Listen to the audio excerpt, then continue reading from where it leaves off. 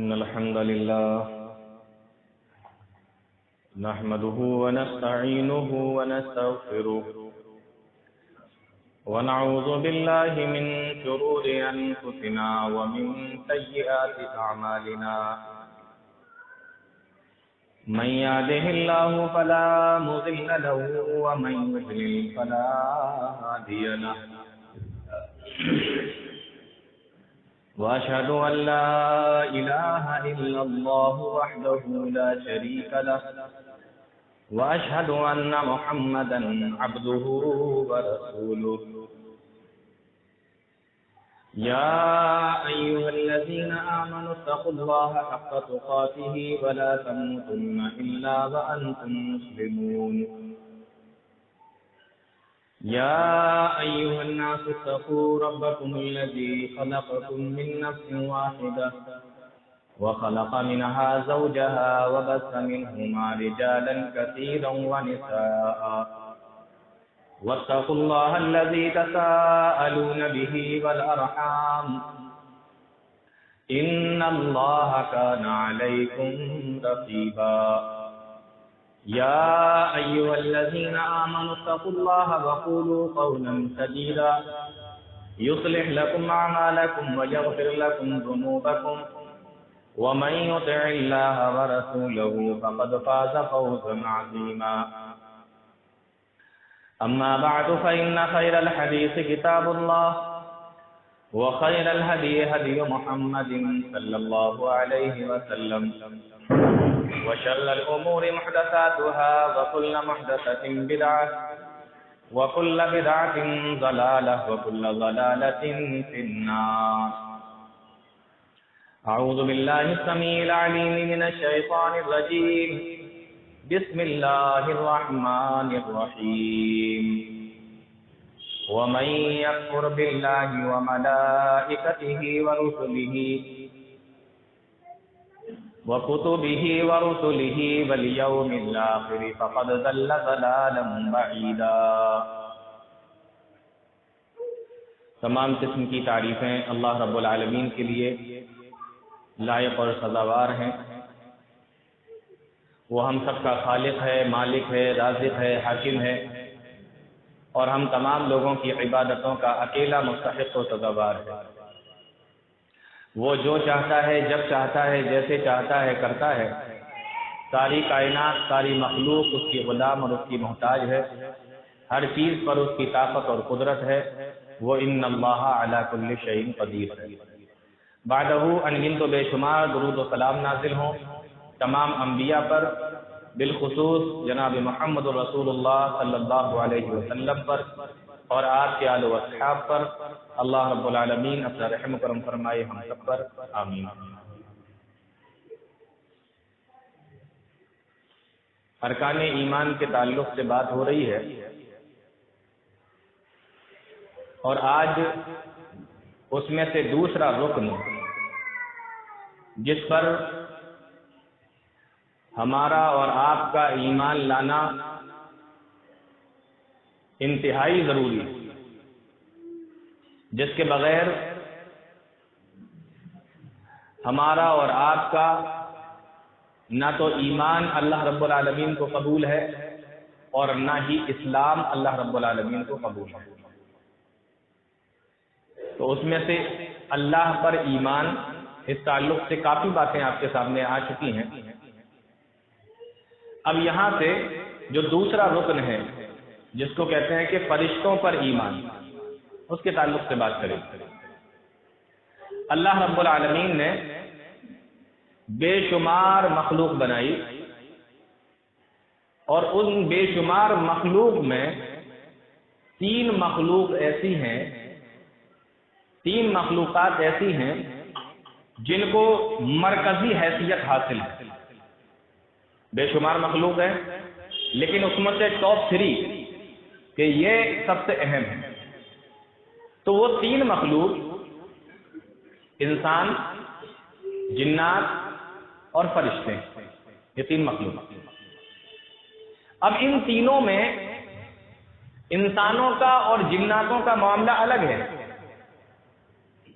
معاملہ ان دونوں کا اس لیے الگ ہے کیونکہ اللہ رب العالمین نے ان کو آزادی دی ہے، اختیار دیا ہے، طاقت دی ہے، سوچنے کے لیے عقل دی ہے، فیصلہ کرنے کے لیے ان کو مختار بنایا ہے، یہ اپنے فیصلے خود کر سکتے، انسان بھی جنات بھی۔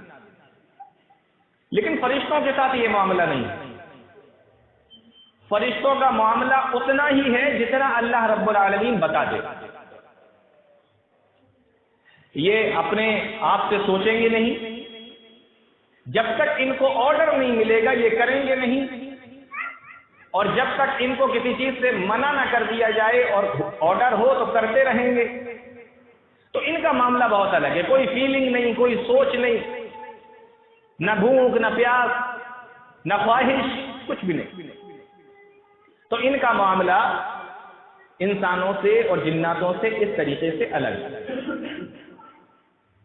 اللہ رب العالمین نے ان کے بارے میں فرمایا لا یعصون اللہ ما امرہم، یہ کبھی نافرمانی نہیں کرتے جو ان کو حکم دیا جاتا ہے، کبھی نہیں۔ وَيَفْعَلُونَ مَا يُؤْمَرُونَ، اور جو بھی ان کو حکم دیا جاتا ہے یہ اس کو کرتے ہیں۔ تو یہاں پر نہ کا کوئی سوال نہیں، منع کا کوئی سوال نہیں، انسانوں میں ہے، وہ چاہے تو کرے چاہے تو نہ کرے، اور کرتے ہیں ایسا۔ جناتوں میں ہے یہ معاملہ، وہ چاہے تو ایمان لائیں چاہے تو سرکشی اختیار کریں، بغاوت کریں، وہ کرتے بھی ہیں ایسا۔ فرشتوں کا یہ معاملہ نہیں ہے، لا یعصون اللہ ما امرہم ویفعلون ما یؤمرون، جو حکم ان کو دے دیا جاتا ہے وہ کرتے ہیں، اللہ کے حکم کی کبھی نافرمانی نہیں۔ سوال یہ ہے کہ فرشتوں کو اللہ تعالیٰ نے کس چیز سے بنایا؟ صحیح مسلم کی وہ روایت دیکھیں جس میں پیارے نبی صلی اللہ علیہ وسلم نے ان تینوں مخلوق، انسان، جنات اور فرشتوں کا ذکر فرمایا کہ ان کو کس چیز سے بنایا گیا۔ یعنی نبی ارشاد فرماتے ہیں خلقت الملائکۃ من نور وخلق الجان من مارج من نار وخلق آدم مما وصف لكم۔ پیارے نبی صلی اللہ علیہ وسلم ارشاد فرماتے ہیں خلقت الملائکۃ من نور، اللہ رب العالمین نے فرشتوں کو نور سے پیدا کیا ہے، ان کو نور سے بنایا۔ وخلق الجان من مارج من نار، اور جناتوں کو اللہ رب العالمین نے آگ سے بنایا۔ وخلق آدم مما وصف لكم، اور انسانوں کو اللہ رب العالمین نے مٹی سے بنایا۔ تینوں کی چیز بارے میں معلوم ہو گیا کہ یہ کس کس چیز سے پیدا ہوئے۔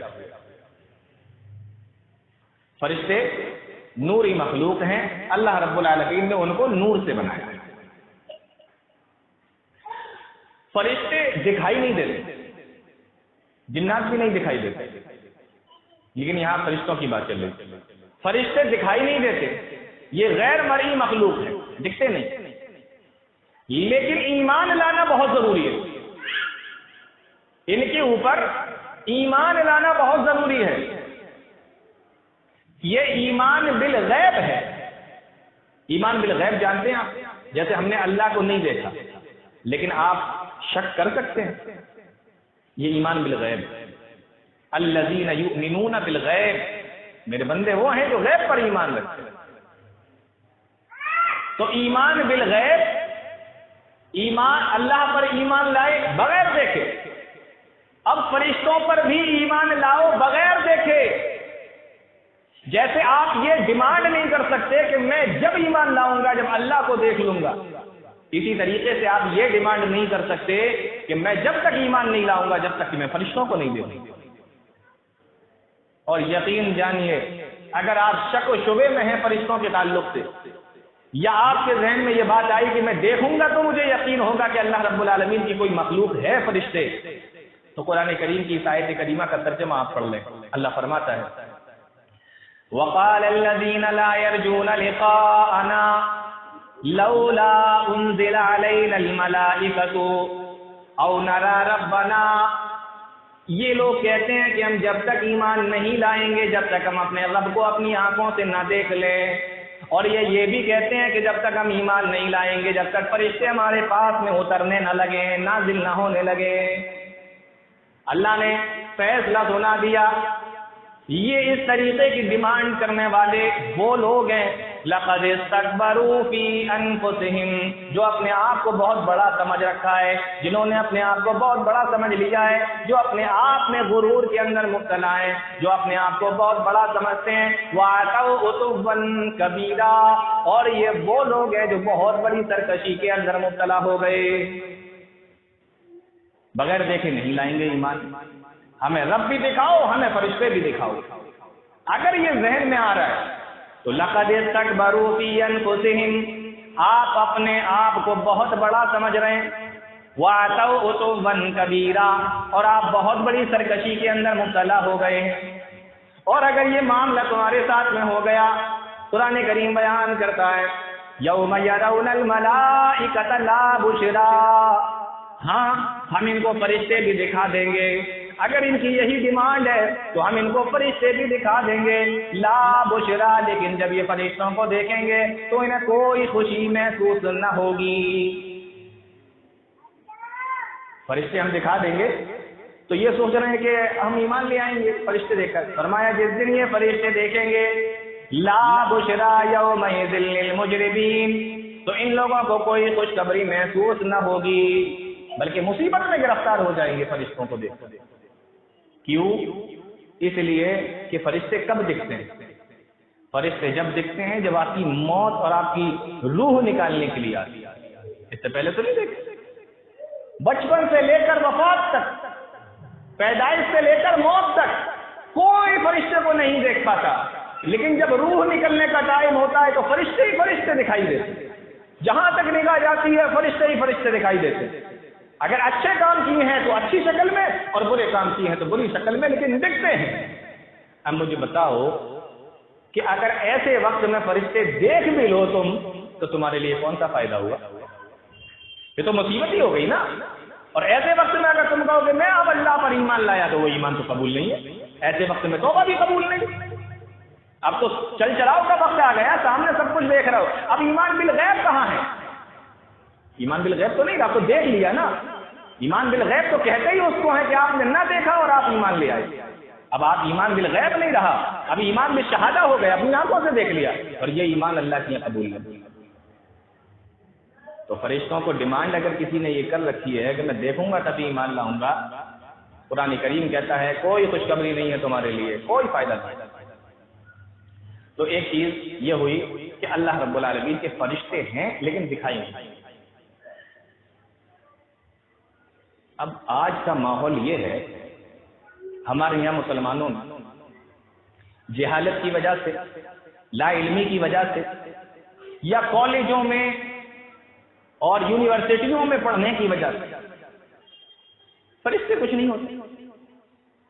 یہ مزاج ہے لوگوں کا، کچھ نہیں ہوتے فرشتے، کس نے دیکھے؟ فرشتے کہتے کس کو ہیں؟ آپ اچھا کام کرو، آپ فرشتے۔ سوچ دیکھیں ہم کہاں پہنچ گئے، کہاں تک ہم دین سے نکل گئے، آپ اندازہ کریں کون سی لادینی کے اندر اور الحاد کے اندر چلے گئے ہم۔ کہہ رہے ہیں کہ فرشتے کوئی مخلوق نہیں ہوتی، یہ قرآن کریم بھرا پڑا ہے، حدیث رسولیں بھری پڑی ہیں، یہ کس کے لیے؟ جس میں یہ سب بتایا گیا کہ فرشتے الگ سے مخلوق ہیں، اور آپ کہہ رہے ہو کہ آپ اچھے کام کرو تو آپ فرشتے، آپ برے کام کرو تو آپ برے فرشتے۔ اچھے کام کر رہے ہو تو آپ فرشتے، برے کام کر رہے ہو تو آپ شیطان، نہ شیطان ہوتے نہ فرشتے ہوتے۔ یہ سوچیں ہیں لوگوں کی۔ قرآن کریم نے بیان فرمایا اگر یہ سوچ ہے آپ کی اور فرشتوں کو آپ الگ سے کوئی مخلوق نہیں مانتے اللہ رب العالمین کی، تو قرآن کریم کہتا ہے وَمَن يَكْفُرْ بِاللَّهِ وَمَلَائِكَتِهِ، جو شخص انکار کر دے اللہ کا، جو شخص انکار کر دے فرشتوں کا، جو شخص انکار کر دے کتابوں کا، جو شخص انکار کر دے رسولوں کا، کفر کر لے، انکار کر دے، قرآن کریم بیان کرتا ہے فَقَدْ ضَلَّ ضَلَالًا بَعِيدًا، تو بہت دور کی گمراہی میں چلا گیا، بہت دور گمراہی میں نکل گیا۔ اب میں بات کو آگے بڑھانے سے پہلے دو باتیں بتاتا ہوں۔ یہ لفظ آپ لوگوں نے بہت سنا ہے، گمراہ، گمراہی۔ جانتے ہیں کس کو کہتے ہیں گمراہی؟ راہ کے معنی راستہ اور گم کے معنی کھو جانا. ٹھیک ہے, دو لفظوں کو ملا کے بنایا گمراہ, یعنی ایسا آدمی جس کا راستہ کھو گیا. اس کو اور آسان بھاشا میں سمجھیں, مثال سے سمجھیں. جیسے ہم لوگ کہتے ہیں گمراہ, فلاں آدمی گمراہ تھا, گمراہ ہے, گمراہ ہو گیا, وغیرہ وغیرہ. گمراہی, گمراہ کے معنی راستہ گم ہو جانا. مثال کے طور پر آپ گئے اسٹیشن اور آپ جا کر ٹرین میں بیٹھ گئے. آپ کو جانا ہے دائیں سائڈ, اس طرف جانا ہے, لیکن آپ غلطی سے بیٹھ گئے اس ٹرین میں جس کو بائیں سائڈ میں جانا ہے. ٹھیک ہے نا, تو آپ راستہ بھول گئے. آپ کو جہاں جانا تھا آپ وہاں نہیں جا رہے, آپ کو جانا تھا دائیں سائڈ, دائیں طرف, رائٹ سائڈ میں, لیکن آپ جا رہے ہیں بائیں طرف. اب یہ ٹرین آپ کو لے کے جا رہی ہے بائیں طرف, تو آپ کون ہیں؟ آپ گمراہ ہیں, آپ غلط راستے پہ جا رہے ہیں. اور قرآن کریم جو یہ کہتا ہے کہ گمراہی میں بہت دور نکل گیا, قرآن کریم کی بیان کرنے کا انداز دیکھیں آپ. گویا کہ ایک تو آپ کی منزل ادھر ہے, آپ نے یہاں سے سفر شروع کیا, غلط ٹرین میں بیٹھے تو اپنی اس منزل سے اور دور ہوتے چلے جا رہے ہیں. قرآن کریم اسی کو کہتا ہے فقد ضل ضلالا بعیدا, گمراہ تو ہو ہی بلکہ اور دور ہوتے چلے جا رہے ہو اپنی گمراہی سے. یعنی آپ اپنے مقصد سے اور دور جا رہے ہیں. بات سمجھ میں آ رہی؟ تو فرشتوں کا انکار کرنے والے کو اللہ رب العالمین نے یہی فرمایا کہ وہ گمراہ ہے اور اپنی گمراہی میں آگے بڑھتا چلا جا رہا ہے, پتہ نہیں کہاں جا کے رکے. منزل تو کہیں اور ہے, بیٹھا کہیں اور کی ٹرین میں. اتنی بات سمجھ میں آ گئی. ایک بات تو اچھا, دوسری بات, قرآن کریم نے یا پیارے نبی صلی اللہ علیہ وسلم نے فرشتوں کے اوپر ایمان لانے کے لیے اتنا زور کیوں ڈالا, اتنی تاکید کیوں کی ہے کہ اس کو ایمان کا حصہ بنا ڈالا؟ بھئی جنات بھی تو ہیں اللہ کی مخلوق, ان کو ماننا ہے کہ ہاں جنات اللہ کی مخلوق ہے, لیکن وہ ایمان کا حصہ تو نہیں ہے. اور بھی بہت ساری اللہ رب العالمین کی مخلوق ہیں, ہاں اللہ کی مخلوق مانتے ہیں, لیکن فرشتوں کے اوپر ایمان لانا ارکان ایمان میں شامل کر دیا اللہ رب العالمین نے. کیوں؟ اس کی وجہ یہ, غور سے سنو, اس کی وجہ یہ ہے کہ کوئی نبی آئے, کسی بستی میں کوئی نبی آئے, آپ یہ مانتے ہو کہ ہاں یہ نبی ہے, مان لو. ویسے تو عام طور پہ لوگ انکار کرتے تھے, لیکن اگر آپ یہ مانتے ہیں کہ یہ نبی ہے تو آپ نے کیسے مانا کہ یہ نبی ہے؟ آپ کو جب تک وہ آپ ان کو نبی مان رہے ہیں تو نبی اگر آپ مانتے ہیں تو آپ کو لا محالہ یقیناً یہ ماننا پڑے گا کہ اللہ کے فرشتے بھی ہیں. بھائی وہی لے کے کون آئے گا؟ بیچ میں زمین پر نبی, عرش پر اللہ, اس کے پیغامات کو بیچ میں لے کر کون آئے گا؟ اللہ نیچے نہیں آ رہا, نبی اوپر نہیں جا رہے ہیں, تو آپ کو کیسے پتہ چلا کہ یہ اللہ کے نبی ہیں؟ بیچ میں جو واسطہ بنے ہوئے ہیں, بیچ میں جو ذریعہ ہے, اللہ کے فرشتے جو وحی لے کر آ رہے ہیں, جب تک آپ کو ان پر یقین نہیں ہوگا آپ نبی کو نبی کیسے مانتے ہیں؟ نہیں سمجھ میں آئی بات؟ تو اس لیے قرآن کریم نے فرشتوں کے اوپر ایمان لانے کے لیے خصوصی طور سے, تاکیدی طور سے حکم دیا کہ جب تم لانے والے کے اوپر ایمان رکھو گے تو پھر جس کے اوپر وہ وحی لے کر آیا اس کے اوپر آٹومیٹکلی تم ایمان لے آؤ گے کہ یہ سچا ہے اور یہ اللہ کا فرشتہ ہے, تو جس پر آیا یہ بھی سچا ہوگا اور اللہ کی وحی لے کر آیا ہوگا. بات سمجھ میں آ گئی؟ تو یہ دو باتیں. میں آپ کو یہ بتا رہا تھا کہ فرشتوں کو اللہ رب العالمین نے نور سے بنایا. کیسے بنایا؟ قرآن کریم کی ایک دوسری آیت دیکھیں. اللہ رب العالمین فرماتا ہے الحمدللہ فاطر السماوات والارض, تمام تعریفیں اس اللہ کے لیے, فاطر السماوات والارض, جو زمینوں اور آسمانوں کا پیدا کرنے والا ہے, بنانے والا ہے. جاعل الملائکۃ رسلا، اور اسی نے اپنا پیغام پہنچانے کے لیے فرشتوں کو بنایا، اپنا پیغام پہنچانے کے لیے جس نے فرشتوں کو بنایا، اور وہ فرشتے کیسے ہیں؟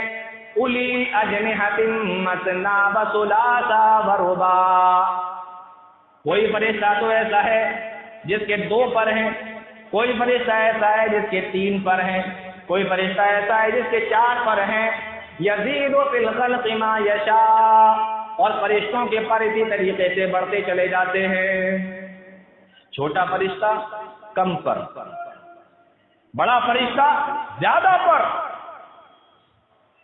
یہ جو اوپر جاتے ہیں نا، یہ اڑتے ہوئے جاتے ہیں، یہ اپنے پروں کا استعمال کرتے ہیں۔ اللہ رب العالمین نے ان کے پر بنا رکھے، ہمیں پیر دیے چلنے کے لیے، ان کو پر دیے اڑنے کے لیے۔ فرمایا جاعل الملائکۃ رسلا اولی اجنحۃ مثنی وثلاث ورباع، کسی کے میں نے 2 پر بنائے، کسی کے 3 پر بنائے، کسی کے 4 بنا دیے، یزید فی الخلق ما یشاء، اور ہم نے اور بھی زیادہ بڑھا دیے، ہم جو چاہیں وہ پیدا کرتے ہیں، جتنا چاہیں بڑھا دیتے ہیں۔ اسی لیے پیارے نبی جناب محمد رسول اللہ صلی اللہ علیہ وسلم نے ارشاد فرمایا، صحیح بخاری کی روایت ہے، اللہ کے نبی بیان فرماتے ہیں، جب معراج کی رات میں نے جبریل علیہ الصلوۃ والسلام کو ان کی اصلی حالت میں دیکھا، غور سے سننا، جب میں نے معراج کی رات میں جبریل علیہ الصلوۃ والسلام کو ان کی اصلی حالت میں دیکھا، تو میں نے دیکھا جبریل امین کے 600 پر تھے۔ جبریل امین کے کتنے پر تھے؟ 600 پر تھے جبریل علیہ الصلوۃ والسلام کے، اور پیارے نبی صلی اللہ علیہ وسلم نے ارشاد فرمایا ان کا جو سب سے چھوٹا پر تھا، کما بین المشرق والمغرب، وہ اتنا بڑا تھا کہ مشرق سے لے کر مغرب تک، یعنی پورب سے لے کے پچھم تک پورا ڈھانک لیا تھا، پر کو پھیلایا سب سے چھوٹے والے کو، تو پورب سے لے کے پچھم تک سب ڈھک گیا، اتنا بڑا پر تھا حضرت جبریل علیہ الصلوۃ والسلام کا، 600 پروں میں سب سے چھوٹا ہوتا۔ بات سمجھ میں آ رہی؟ امام البانی رحمۃ اللہ علیہ نے اپنی کتاب السلسلۃ الصحیحہ میں ایک حدیث لکھی ہے، کہتے ہیں اللہ رب العالمین نے ایک فرشتے کو پیدا کیا، یزید فی الخلق ما یشاء، میں جو چاہوں بڑھا دیتا ہوں، جتنا چاہتا ہوں پیدا کرتا ہوں۔ فرماتے ہیں کہ اللہ رب العالمین نے ایک فرشتے کو پیدا کیا، وہ اتنا بڑا وہ فرشتہ ہے کہ اس کے پیر زمین پر ہیں، زمین کے نیچے، اس کے پیر 7 زمینوں کے نیچے تک ہیں، اور اس کا یہ سر عرش الہی سے لگتا ہے۔ اگر آپ سوچ رہے ہو کہ ایسا کیسے ہو سکتا ہے، بھائی یہ ایمان بالغیب ہے، شک نہیں کرتے، پیر زمینوں میں اور سر عرش پر لگ رہا ہے، اتنا بڑا فرشتہ اللہ رب العالمین کا۔ اور کام دیکھو، پیارے نبی صلی اللہ علیہ وسلم ارشاد فرماتے ہیں کہ جب سے اللہ نے اس کو بنایا، سر اس کا آسمان سے عرش پہ لگ رہا ہے، اور منہ اس کا اوپر عرش کی طرف ہے، اور اوپر دیکھ کر صرف اپنی زبان سے یہی کہتا ہے سبحان اللہ سبحان اللہ۔ جب سے بنا صرف یہی زبان سے ادا کر رہا ہے، یہی اس کی زبان سے نکل رہا ہے، سبحان اللہ سبحان اللہ۔ آپ اندازہ کرو اللہ رب العالمین نے کتنی بڑی مخلوق کو اپنے اس کام سے لگا رکھا ہے۔ اللہ کی قدرت دیکھو، اتنا بڑا فرشتہ پیدا کر کے، چلو لگ جاؤ کام پہ، چلو کھڑے کب تک؟ جب تک میں نہیں چاہوں کھڑے ہو جاؤ، کہو سبحان اللہ، آسمان کی طرف منہ، پیر زمین پر، سر عرش پر، سبحان اللہ سبحان اللہ۔ یہ ہے فرشتوں کا معاملہ، اللہ کی قدرت دیکھیں آپ۔ اب ایک سوال ہے، فرشتے رہتے کہاں؟ فرشتے کہاں رہتے ہیں؟ ان کا مسکن کیا ہے؟ رہنے کی ان کی جگہ کیا ہے؟ قرآن کریم اس کا جواب دیتا ہے۔ اللہ رب العالمین ارشاد فرماتا ہے، پیارے نبی صلی اللہ علیہ وسلم جبریل امین سے ایک مرتبہ کہنے لگے، اے جبریل، تم فاصلے سے میرے پاس میں کیوں آتے ہو؟ جلدی جلدی کیوں نہیں آتے؟ بار بار کیوں نہیں آتے؟ کبھی 1 دن بعد، کبھی 2 دن بعد، کبھی 1 ہفتے کے بعد، کبھی کئی گھنٹوں کے بعد۔ میں چاہتا ہوں تم میرے پاس میں جلدی جلدی آیا کرو۔ جبریل علیہ السلام جواب دیتے ہیں وَمَا نَتَنَزَّلُ إِلَّا بِأَمْرِ رَبِّكَ، میں اپنے رب کے فیصلے کے بغیر نہیں اتر سکتا، میں اپنے رب کے فیصلے کے بغیر نہیں آ سکتا۔ وَمَا نَتَنَزَّلُ إِلَّا بِأَمْرِ رَبِّكَ، میں اپنے رب کے فیصلے کے بغیر نہیں آ سکتا۔ جب میرا رب کہتا ہے جا تو میں جاتا ہوں، جب میرا رب مجھ سے اجازت نہیں دیتا تو میں نہیں آ سکتا۔ اس سے پتہ یہ چلا کہ کسی اونچی جگہ پہ رہتے ہیں تبھی تو اتریں گے، اونچی جگہ پہ تو آدمی اترتا ہے نیچے، تو معلوم یہ ہوا کسی اونچی جگہ پہ رہتے ہیں۔ اب اس کو تھوڑا اور کلیئر کرتے ہیں، وہ اونچی جگہ کہاں ہے؟ ترمذی کی روایت ہے، پیارے نبی صلی اللہ علیہ وسلم نے ارشاد فرمایا، اللہ کے نبی صلی اللہ علیہ وسلم ارشاد فرماتے ہیں میں نے آسمان میں دیکھا، وہاں اتنے فرشتے تھے موضع 4 اصابع الا وملک، 4 انگل بھی جگہ آسمان میں باقی نہیں تھی جہاں پر فرشتہ موجود نہ ہو۔ اتنی بھیڑ، اتنے زیادہ لوگ، 4 انگل بھی جگہ باقی نہیں تھی آسمان میں جہاں پر کوئی نہ کوئی فرشتہ موجود نہ ہو۔ اور ایک حدیث کے اندر پیاری نبی صلی اللہ علیہ وسلم نے ارشاد فرمایا واضع جبہتہ ساجدا للہ، میں نے آسمان میں دیکھا 4 انگل جگہ بھی باقی نہیں تھی جہاں کوئی نہ کوئی فرشتہ اللہ رب العالمین کے سامنے سجدہ نہ کر رہا ہو۔ آسمان کتنا بڑا، آج تک کوئی ناپ نہیں پایا کہ آسمان کتنا بڑا، اور پورا آسمان بھرا ہوا، اور اس جیسے 7 آسمان، اور سارے کے سارے بھرے ہوئے۔ تو اصل جگہ فرشتوں کی کون سی ہے؟ یہ آسمان میں رہنے کی جگہ ان کے آسمان۔ اچھا یہ تعداد میں کتنے ہیں؟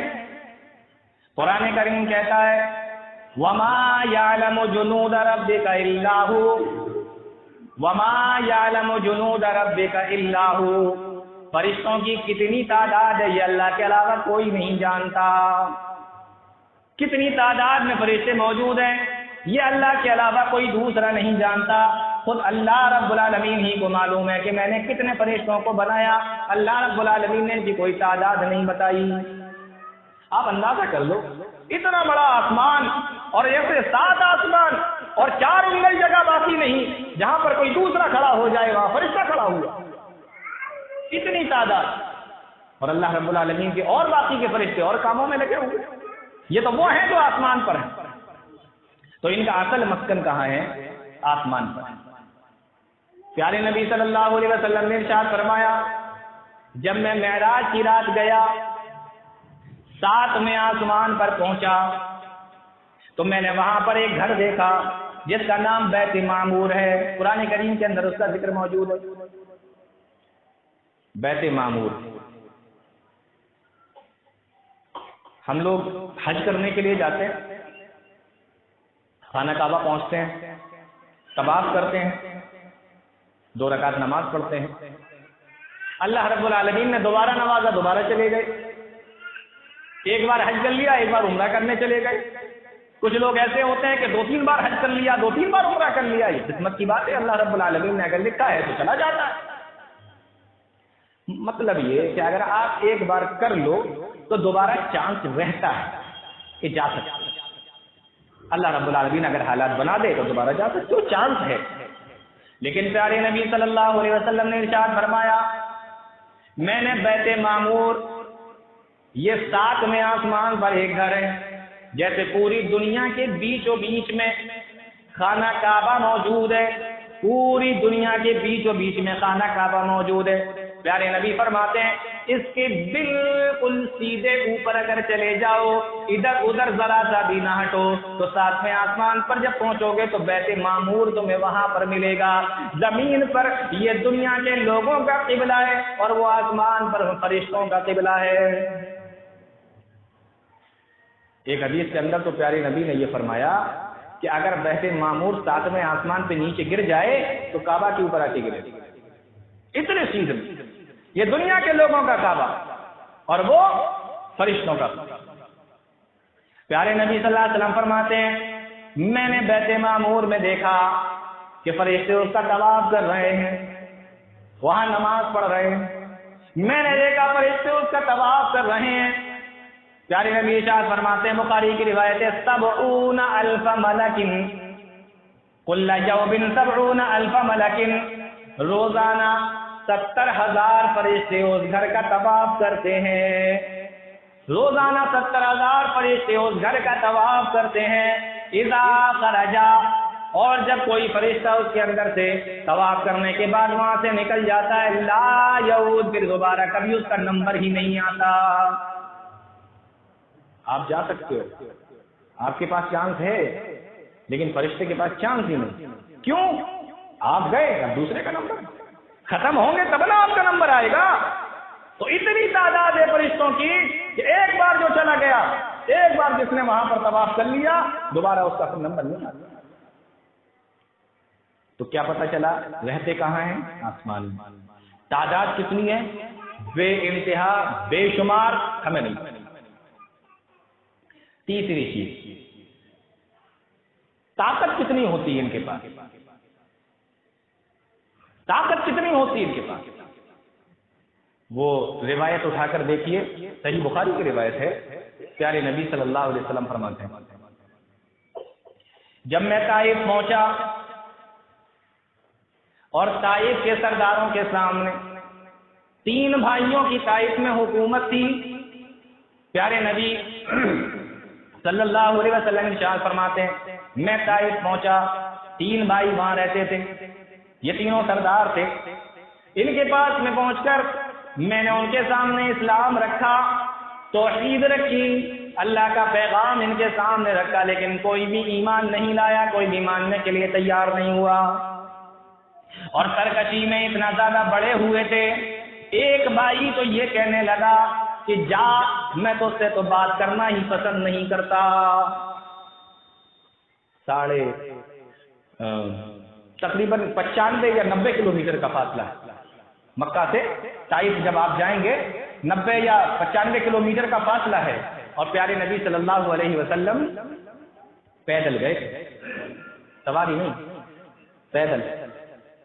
آپ اندازہ کرو کہ 95 کلومیٹر چل کر ایک آدمی پیدل جائے دین کی تبلیغ کرنے کے لیے، کوئی سواری نہیں، پیدل گئے۔ آپ سوچئے، ہمیں تو 5 کلومیٹر کے لیے بھی سواری چاہیے، موٹر سائیکل چاہیے، یہ چاہیے، وہ چاہیے۔ 90 یا 95 کلومیٹر یا 100، لگ بھگ اتنا ہی فاصلہ ہے، اتنا پیارے نبی صلی اللہ علیہ وسلم پیدل چل کر گئے۔ اور کب گئے؟ جس سال آپ کے چچا ابو طالب کا انتقال ہو گیا، وفات ہو گئی، اور ان سے کچھ دنوں کے بعد پیارے نبی صلی اللہ علیہ وسلم کی پہلی چہیتی پیاری بیوی حضرت خدیجہ رضی اللہ تعالیٰ عنہا کا انتقال ہوا۔ 2 غم پیارے نبی صلی اللہ علیہ وسلم کے سینے میں۔ کچھ دن پہلے بیوی ختم ہوئی، ان سے کچھ دن پہلے چچا ختم ہوئے، مکہ والے ماننے کو تیار نہیں، چلو دوسرے شہر چلے، پیدل چل کر پہنچے، اور وہاں پہنچنے کے بعد جب بات کی سرداروں سے، سرداری کا نشہ جو ہوتا ہے، کہا پہلا آدمی کہتا ہے میں تو اس سے بات کرنے کے لیے تیار ہی نہیں، میں تجھے اپنے سے بات کرنے کے لائق ہی نہیں سمجھتا، جا، میں تو اس سے بات ہی نہیں کرتا، سننے کو تیار نہیں۔ دوسرے بھائی سے کہا، دوسرا بھائی کہنے لگا کیا اللہ رب العالمین کو تیرے علاوہ کوئی دوسرا نہیں ملا تھا جس کو وہ نبی بنا دیتا؟ اندازہ کریں۔ تیسرے بھائی سے کہا کہ تم سن لو، تیسرا بھائی جواب دیتا ہے میں خانہ کعبہ کے پردے کو تو پھاڑ سکتا ہوں لیکن میں تیری بات نہیں مان سکتا. میں کعبے کا پردہ پھاڑ دوں گا جو خلاف پڑا ہوا ہے. میں اتنا بڑا یہ گناہ تو کر سکتا ہوں لیکن میں تیری بات نہیں مان سکتا. پیارے نبی فرماتے ہیں کہ تو میری بات نہیں مانتا مت مان، لیکن کم سے کم مجھے اس بات کی اجازت دے دے کہ میں لوگوں کو سمجھاؤں، لوگوں کو منع نہ کر، لوگوں کو بہکا مت، لوگوں سے یہ نہ کہ برغلا مت، لوگوں کو کہنے کا مجھے موقع دے دے. لیکن وہ اس کے لیے بھی تیار نہیں ہوا. واقعہ بڑا لمبا ہے، آپ لوگوں کو معلوم ہے. معاملہ یہاں تک پہنچا کہ پیارے نبی صلی اللہ علیہ وسلم کو طائف سے بھی نکال دیا گیا اور پیچھے اوباشوں کو، غندوں کو لگا دیا گیا جو برا بلا بھی کہتے جا رہے تھے، پتھر بھی مارتے جا رہے تھے. اللہ کے نبی صلی اللہ علیہ وسلم کو اتنے پتھر مارے کہ پیارے نبی صلی اللہ علیہ وسلم کے جسم سے خون نکل کر آپ جو جوتیاں پہنے ہوئے تھے ان جوتیوں کے اندر جا کر جم گیا. اور جب پیارے نبی صلی اللہ علیہ وسلم نے ایک جگہ پر بیٹھ کر اپنے پیروں کو نکالنے کی کوشش کی تو پیر نہ نکال سکے. اتنے پریشان، اتنے ستائے ہوئے جا کر ایک باغ میں بیٹھ گئے. پھر وہاں سے اور آگے بڑھے، مکہ کے قریب پہنچے. حضرت جبریل امین آئے اور پیارے نبی صلی اللہ علیہ وسلم کے پاس میں پہنچے. پیارے نبی صلی اللہ علیہ وسلم سے جا کے کہا، اے اللہ کے نبی، اللہ رب العالمین نے میرے ساتھ میں پہاڑوں کے فرشتے کو بھیجا ہے. قد بعث اللہ الیک ملک الجبال. اللہ رب العالمین نے میرے ساتھ میں پہاڑوں کے فرشتوں کو بھیجا ہے اور وہ آپ سے ملاقات کرنا چاہتا ہے اگر آپ کی اجازت ہو. آپ نے فرمایا ہاں اجازت ہے. فرشتہ آیا اور آنے کے بعد اس نے پیارے نبی صلی اللہ علیہ وسلم کو سلام کیا. سلام کیا پیارے نبی صلی اللہ علیہ وسلم. کہنے لگا، وہ پہاڑوں کا فرشتہ کہتا ہے، یا محمد صلی اللہ علیہ وسلم، اے محمد صلی اللہ علیہ وسلم، میں پہاڑوں کا فرشتہ ہوں، مجھے اللہ رب العالمین نے بھیجا ہے اور مجھے یہ کہہ کر بھیجا ہے، ان شیتا، اگر آپ